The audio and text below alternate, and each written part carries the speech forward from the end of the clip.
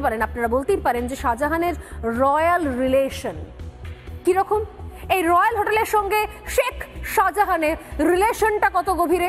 ধামাখালি পাশে যে রিসর্ট, যে হোটেল থেকে 206 নম্বর ঘর থেকে এই সমস্ত উদ্ধার হয়েছে।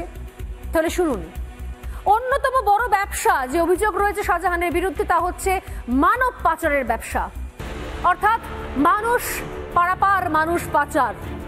বাংলাদেশ থেকে এখানে বা এখান থেকে বাংলাদেশে যেভাবে মানব পাচারের অভিযোগ রয়েছে, মূলত এখানে মেয়ে পাচারের মতো অভিযোগও রয়েছে। সেই মানব পাচার এবং তার সঙ্গে অঙ্গ প্রত্যঙ্গ পাচারের যোগাযোগও পাওয়া গিয়েছে, অভিযোগ রয়েছে।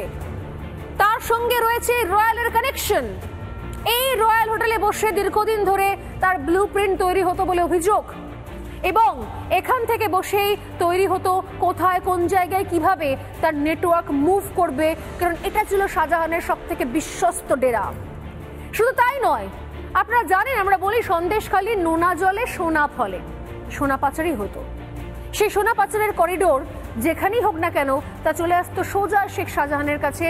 এই রয়্যাল যে রিসর্ট রয়েছে সেখানেও নাকি একাধিক সময় স্মাগলিং করা জিনিসপত্র স্টোর করে রাখা হতো বলে অভিযোগ শেখ শাহজাহানের বিরুদ্ধে।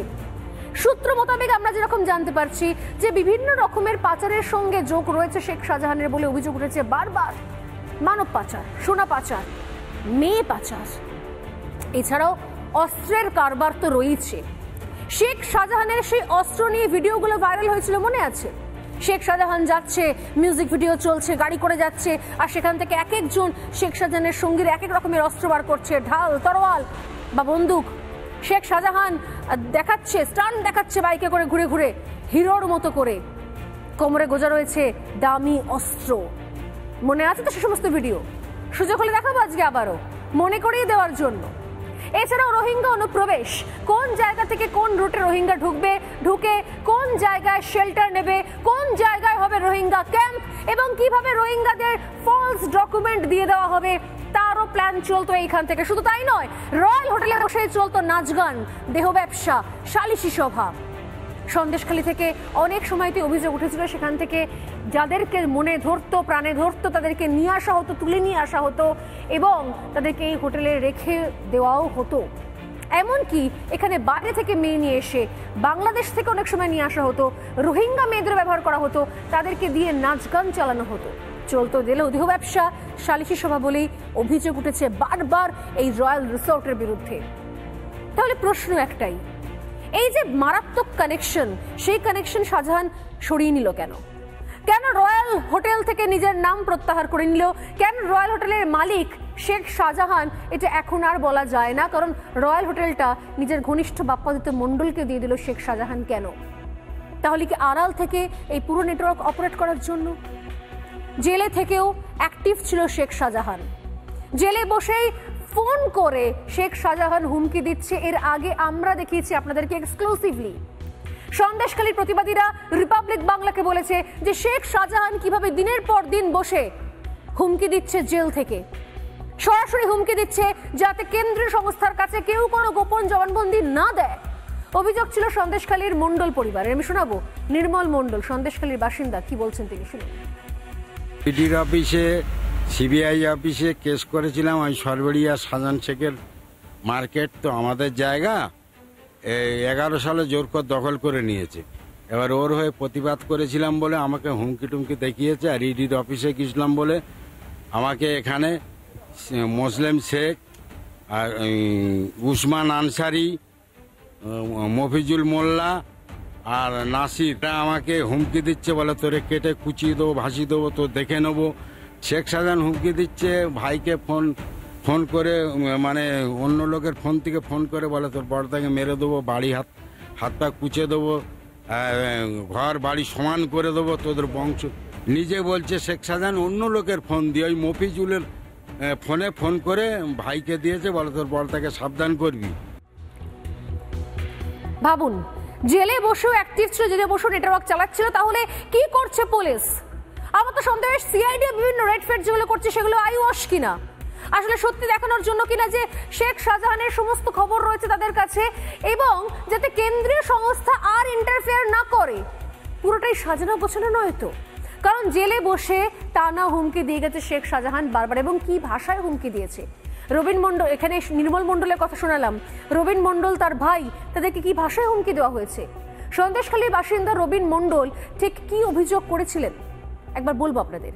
রবীন জানান যে হঠাৎ প্রায় দিনই রাত্রিবেলা অজানা নাম্বার থেকে ফোন আসছিল।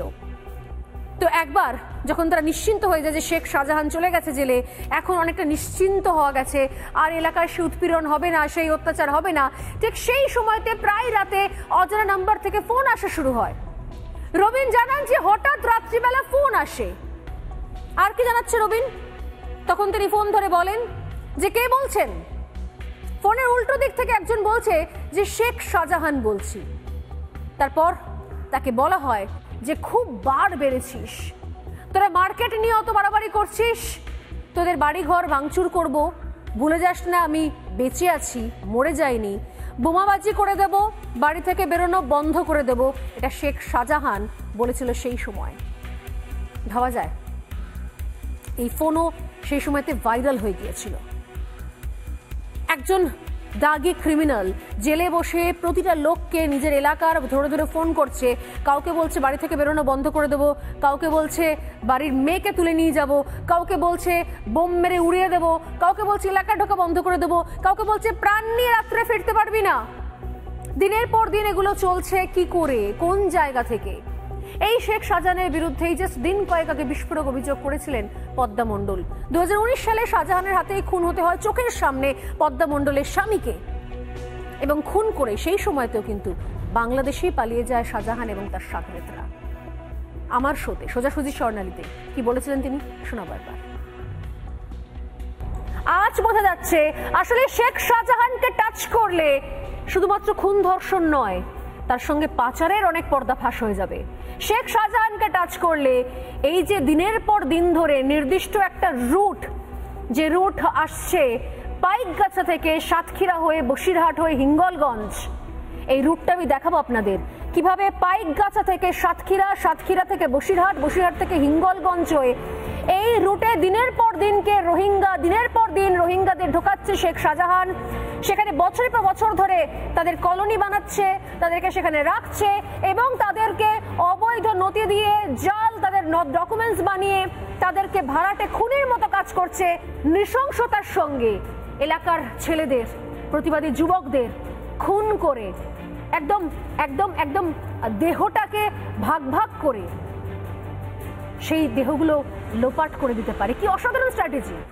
এই 2019-এর 8ই জুনে আমার স্বামী সহ আমার পরিবারের দুই দেওর সুকান্ত মণ্ডলের দেবদাস মণ্ডলকে খুন করে শাহজাহান শেখ, কাদের মোল্লারা এরা বাংলাদেশে পালিয়ে গেছিল। আচ্ছা, মানে আমি একটু একটা রুট দেখাচ্ছিলাম আপনাদেরকে, যে পাইকগাছা থেকে সাতক্ষীরা, সাতক্ষীরা থেকে বসিরহাট, বসিরহাট থেকে হিঙ্গলগঞ্জ হয়ে এই সন্দেশখালীর একাধিক জায়গায় ডেরা। আপনি বলছেন কাদের মোল্লা, এই শেখ, তার মধ্যে শেখ শাহজাহানও ছিল তখন। হ্যাঁ, শেখ শাহজাহান, কাদের মোল্লা, তারা এই খুনের পরে পালিয়ে গিয়েছিল বাংলাদেশে। বাংলাদেশের কোন জায়গায়? সাতক্ষীরাতে পালিয়ে গিয়েছিল, যেখানে শেখ শাহজাহানের ছয় ছয় জমি আছে, সেখানে ব্যবসা আছে সাতক্ষীরায়, সাতক্ষীরাতে বাংলাদেশের। এবং আপনি মারাত্মক অভিযোগ করেছেন যে রোহিঙ্গাদের নিয়ে এসে খুনের কাজে ব্যবহার করা হয়েছে। হ্যাঁ, ওই দিন পুরো হাটগাছি অঞ্চলের মানুষ দেখেছে, কারণ এটা অন্ধকারে হয়নি, রাতেও হয়নি, প্রকাশ্য দিবালোকে হয়েছিল এবং পুলিশের সামনেই হয়েছিল। কি হয়েছিল? পুরো রোহিঙ্গা দিয়ে এলাকা ঘিরে দেওয়া হয়েছিল।